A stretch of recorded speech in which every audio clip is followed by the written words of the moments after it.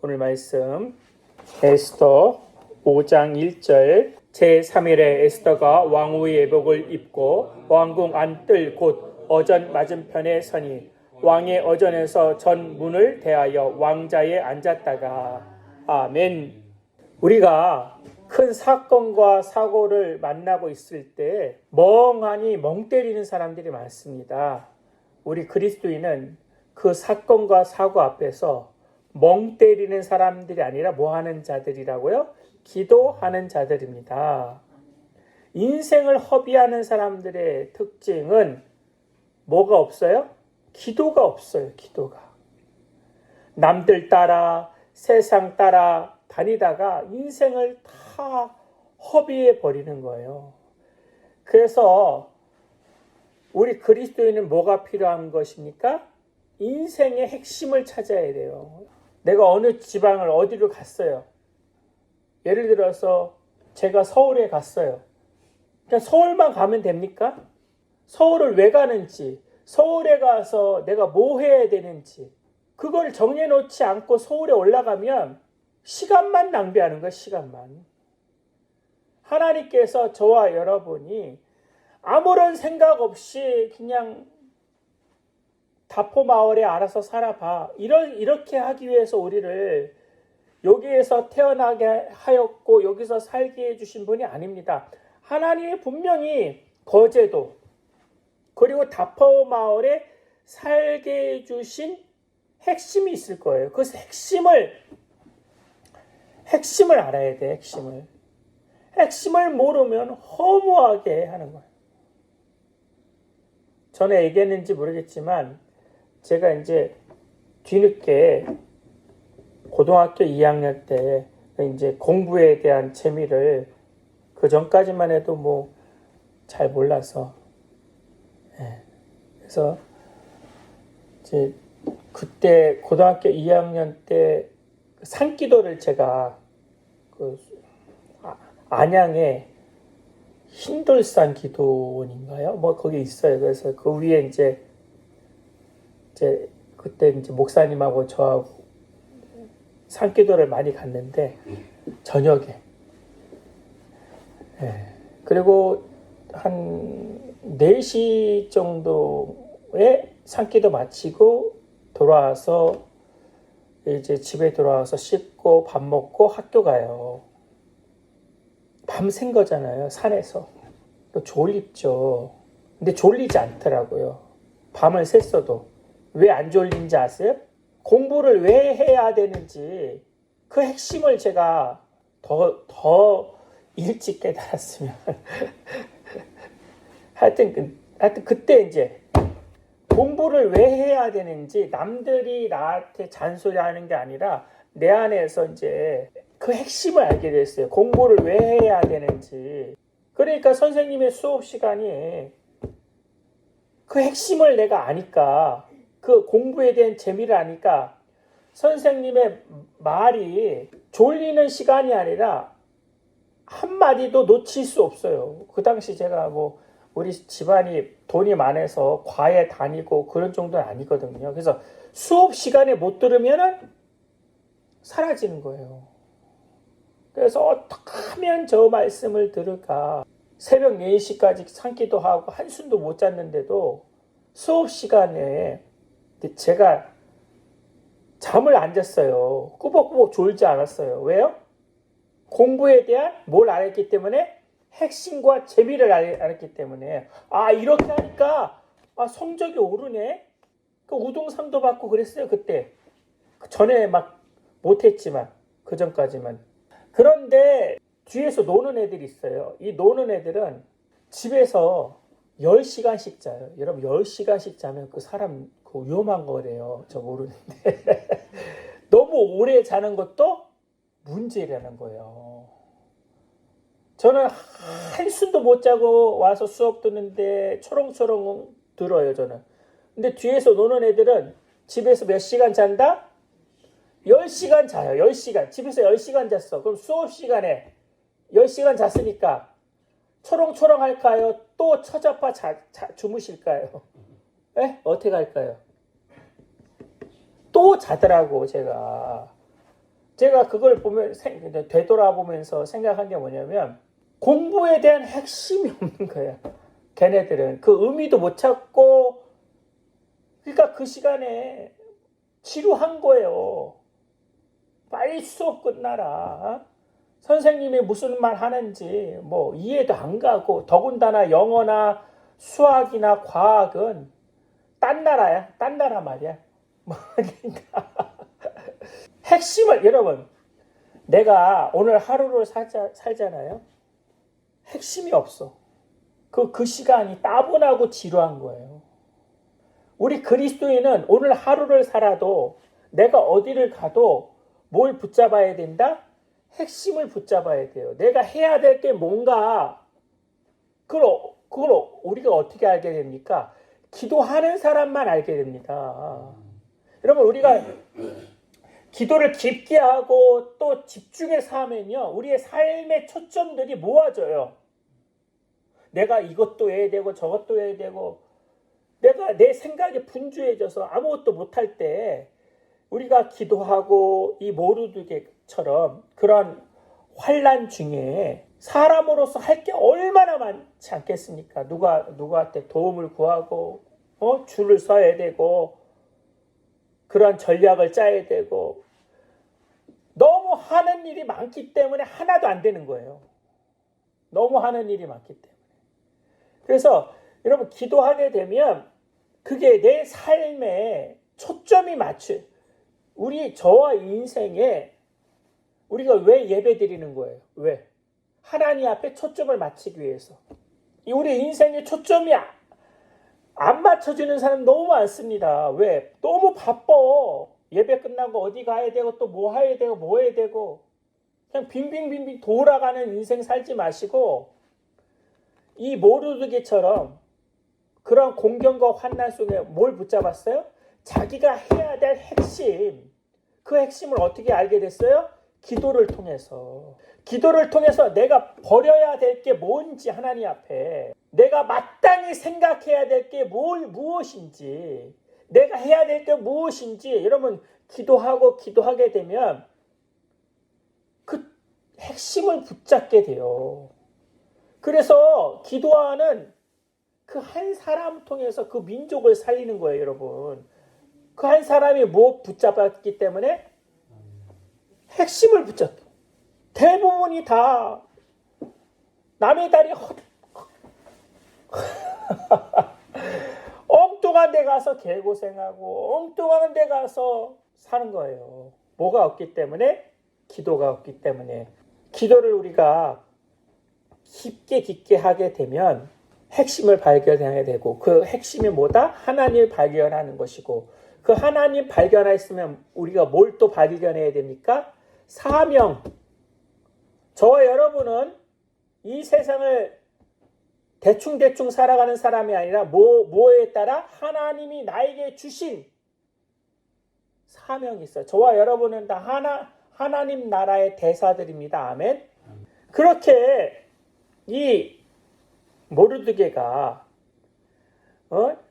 기도 없이 하만이 우리를 죽이러 간다. 자기 감정에 빠져서 뒤죽박죽 사는 게 아니라 충분히 기도하고 기도해서 내린 결론이 뭐예요? 이 모르드게가 기도하고 내린 결론이 뭐죠? 에스더잖아, 에스더. 하나님께서 에스더를 통해서 이 문제를 풀어날 것이다.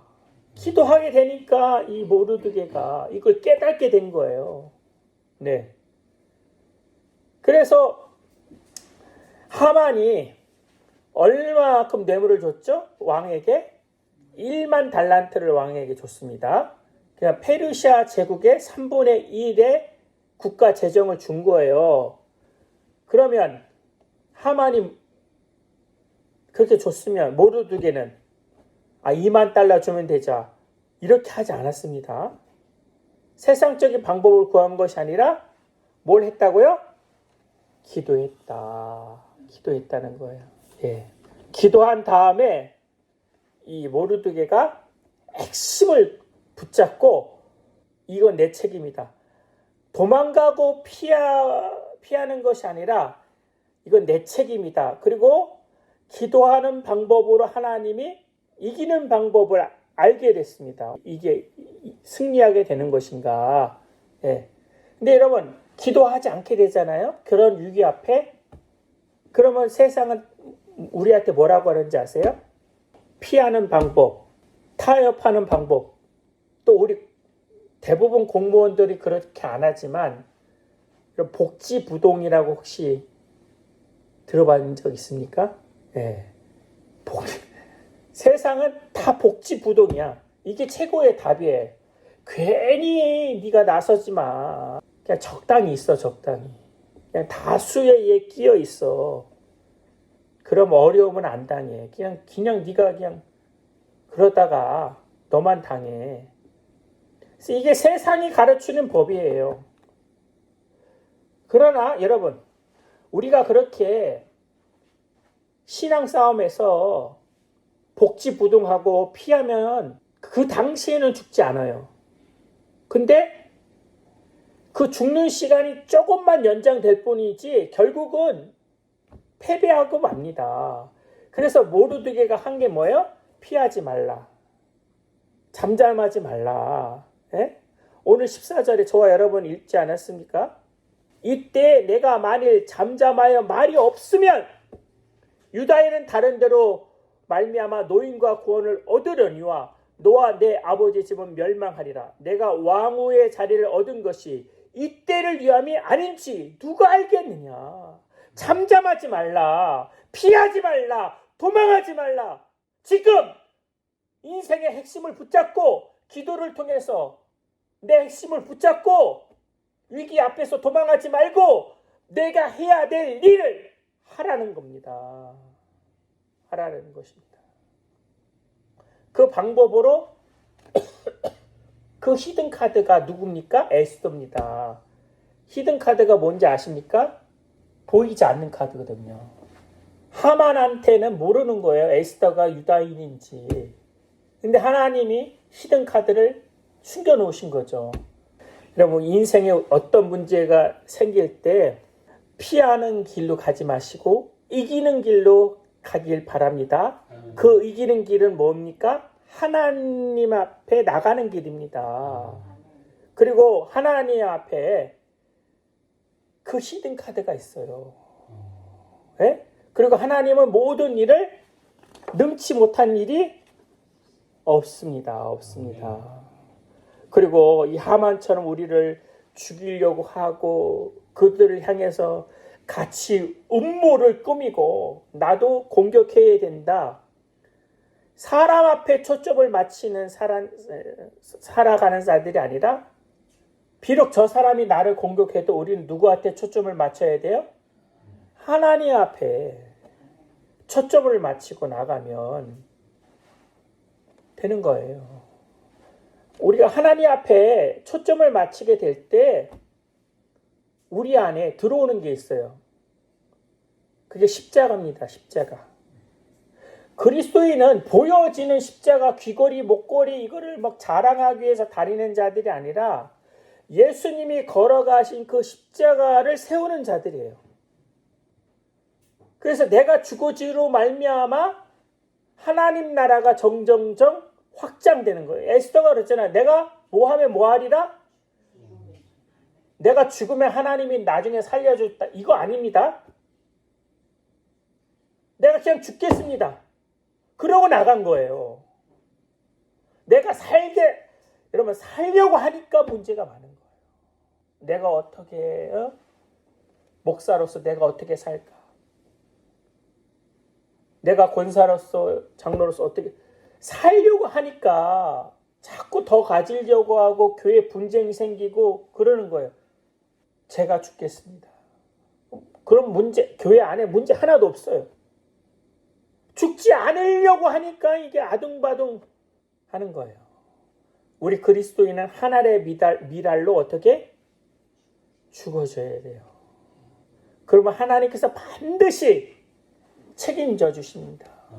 이게 나에게 이익이 될까 손해가 될까 그 주판 그만 튀기시고 저도 예전에 주판 많이 튀겼거든요.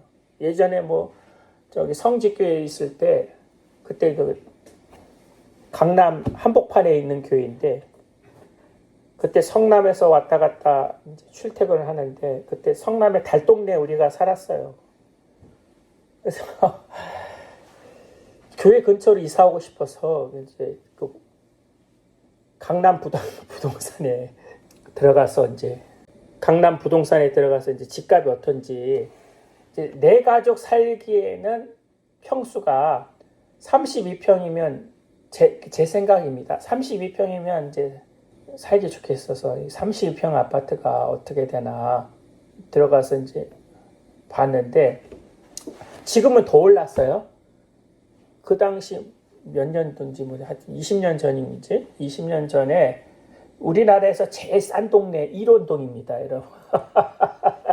네. 일원동의 집값이 10억입니다. 그 당시. 지금 더 올랐어요. 그거라도 사둘 거예요.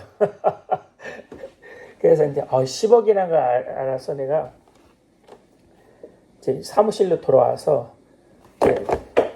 계산을 했죠. 이제 10억을 이제 모아야 돼요. 이제 그래야지 우림 아파트인가 우성 아파트가 있었어요. 그래서 그럼 10억을 언제 모을 수 있을까? 그래서 부목사 올거 뭐 아무것도 이제 안 사 먹고 절약하면은 간장만 찍어 먹고 살면은 한 달에 100만 원씩 모일 것 같더라고요. 100만 원.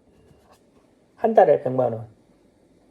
그래서 한 달에 100만 원씩 곱하면 1년이면 얼마입니까? 1200. 예, 1200 이렇게 했어요. 그러면 1200씩 몇 년을 이제 1년에 1200만 원 모으는 거예요. 이거 불가능한 숫자예요. 말도 안 되는 거지만 최대한대로 1200 모아서 15까지 몇 년 걸릴까요?